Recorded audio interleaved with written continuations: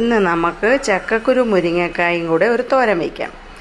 ഞാനിവിടെ ഒരു 10-15 ചക്കക്കുരു നടുവേ മുറിച്ച് വെച്ചിട്ടുണ്ട്. അതിൻ്റെ കൂടെ ഒരു 4 മുരിങ്ങക്കായും മുറിച്ച് വെച്ചിട്ടുണ്ട്. ആദ്യം കുറച്ച് വെള്ളം തിളപ്പിക്കുക. വെള്ളം തിളച്ച് തുടങ്ങുമ്പോൾ അതിലേക്ക് മുറിച്ച് വെച്ച ചക്കക്കുരു മാത്രം ഇടുക.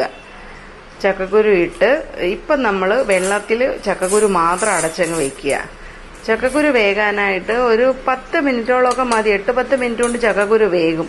ഇപ്പം നമുക്കൊന്ന് അടച്ച് വെച്ച് ഒരു 5-6 മിനിറ്റ് കഴിയുമ്പോൾ പകുതി വേവായോ എന്ന് നോക്കാം.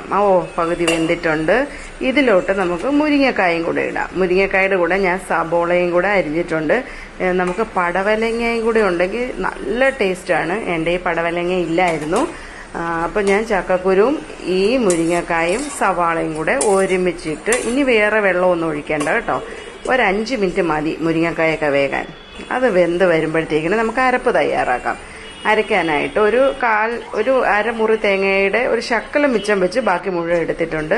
അതിലേക്ക് 1 ടീസ്പൂൺ ജീരകം, ഒരു 4-5 വെളുത്തുള്ളി, കുറച്ച് കറിവേപ്പില, മുളക് പൊടി, മഞ്ഞൾപ്പൊടി ഇത്രയും എടുത്ത് ഒന്ന് ചതച്ച് നമുക്ക് ഇതെല്ലാം വെന്തപ്പോഴത്തേക്കിനും അതിലേക്ക് ഇടുക.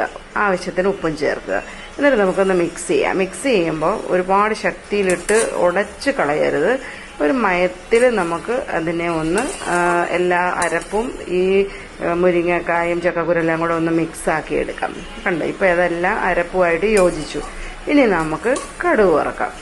ഇതെല്ലാം റെഡിയായി കഴിഞ്ഞു. ഇനി നമുക്ക് കടുക് വറക്കുന്ന കാര്യത്തിലോട്ട് പോവാം. കടുക് വറക്കാൻ ഞാനായിട്ട് കടുകിൻ്റെ കൂടെ ഒരു ശകല അരി നന്നായി കഴുകി വെള്ളം കളഞ്ഞ് വെച്ചതാണ്. അപ്പോൾ കടുക് പൊട്ടിച്ചു. വെളിച്ചെണ്ണ തന്നെ എടുക്കുക. കടുക് പൊട്ടിച്ച ശേഷം അരി ഇടുക. അരി ഇട്ട് കഴിയുമ്പോൾ നല്ലപോലെ പൊട്ടും. ഇങ്ങനെ പടപടേന്ന് പൊട്ടും. ആ പൊട്ടൽ തീരുമ്പോഴാണ് അത് ഫ്രൈ ആയി കഴിയുന്നത്. പകുതി പൊട്ടിക്കഴിയുമ്പോൾ കുറച്ച് 2-3 നമ്മുടെ ഇഷ്ടത്തിനനുസരിച്ചുള്ള മുളക് ഇടുക, കറിവേപ്പില ഇടുക. നന്നായിട്ട് മുരിച്ചെടുക്കുക. അരി മുഴുവൻ പൊട്ടി തീരുമ്പോൾ ഇത് ഫ്രൈ ആയി. ഇനി ഇതിനെ എടുത്ത് നമ്മുടെ തോരനിലേക്ക് ഇട്ട് ഒന്ന് മിക്സ് ചെയ്തെടുക്കുക. മിക്സ് ചെയ്ത ശേഷം അടുപ്പ് ഓഫ് ചെയ്തേക്കിനി. എന്നിട്ട് ഒരു 2 കറിവേപ്പില ഇട്ട് ഒന്ന് അടച്ചു വെച്ച് ഒരു മയം വരാം. ഒരു 1-2 മിനിറ്റിനുള്ളിൽ നമുക്ക് തുറക്കുമ്പോൾ കറി റെഡി. നമ്മുടെ തോരൻ റെഡിയായി.